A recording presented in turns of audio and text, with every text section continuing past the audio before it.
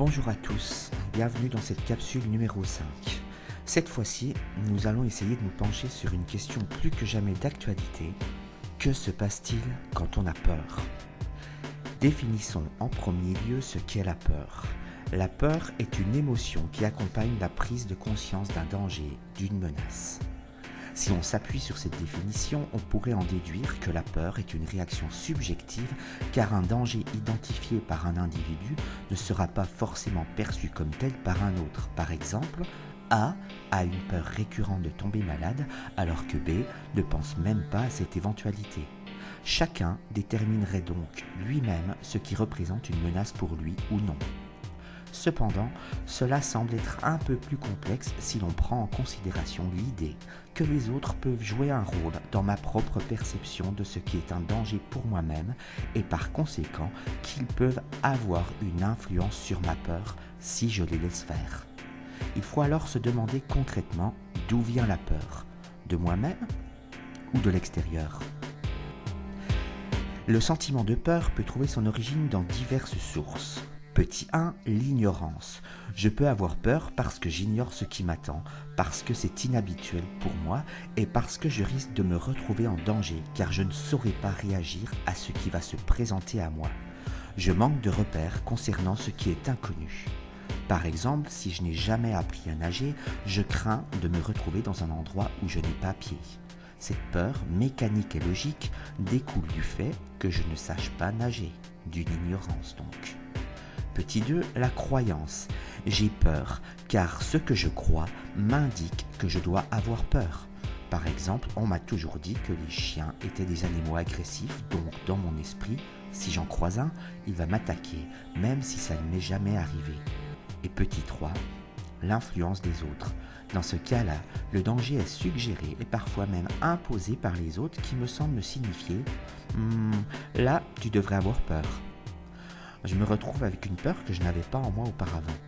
Par exemple, si un matin en sortant de ma maison, je vois tous mes voisins sans exception se mettre à clouer des planches de bois sur les fenêtres de leur maison, à rentrer des tonnes de vivres dans leur sous-sol, me donnant clairement l'impression de paniquer dans la perspective d'un événement grave à venir, je vais ressentir automatiquement une peur grandir en moi.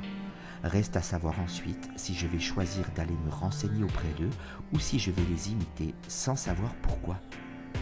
Dans son livre « L'extraordinaire délire populaire et la folie des foules », Charles Mackay écrit « Les hommes deviennent fous en troupeau alors qu'ils ne reprennent leurs esprits que lentement, un par un. » Il existe deux systèmes de pensée et de réaction face à la peur. Lorsqu'on a peur, on est bien souvent dans une réaction émotionnelle et non rationnelle. Je vais maintenant citer un extrait du livre intitulé « Risque, la science et les politiques de la peur » de Dan Gardner, qui résume on ne peut plus clairement cette idée. Début de citation. Tout cerveau humain dispose non pas d'un seul, mais de deux systèmes de pensée qu'on a nommés premier système et deuxième système. Les Grecs anciens qui ont formulé une telle conception de la pensée humaine un peu avant les scientifiques modernes ont personnifié ces deux systèmes sous les traits des dieux Dionysos et Apollon. Nous les connaissons mieux aujourd'hui sous les noms d'émotion et de raison. Le deuxième système est la raison. Il agit lentement, il examine les faits, il cogite et réfléchit.